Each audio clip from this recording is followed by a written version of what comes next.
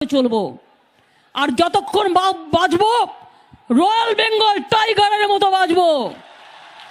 মনে রাখবেন, এনপিআর নিয়ে সব রাজ্যে বলেছিল এনপিআর করব, এনআরসি করব, অনেক রাজ্য কিছু করেনি, কিন্তু আমি আইন করে আমি অ্যাসেম্বলিতে পাশ করে বলে দিয়েছি এনপিআর করা যাবে না, আমি করব না, করিনি, কোনোদিন করব না, করতে দেব না।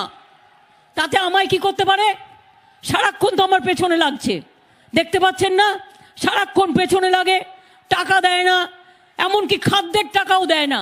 তাতে কি যায় আসে? আমার সে তাকাত আছে, শক্তি আছে, আমি জানি কি করে কি করতে হয়। একটা প্রধানমন্ত্রী দেশের, কখনো শুনেছেন প্রধানমন্ত্রীরা মিথ্যে কথা বলে? কখনো শুনেছেন মুখ্যমন্ত্রীরা মিথ্যে কথা বলে? কখনো শুনেছেন বড় রাজনৈতিক নেতা মিথ্যে কথা বলে? আরে প্রধানমন্ত্রী দাঁড়িয়ে বলে যাচ্ছে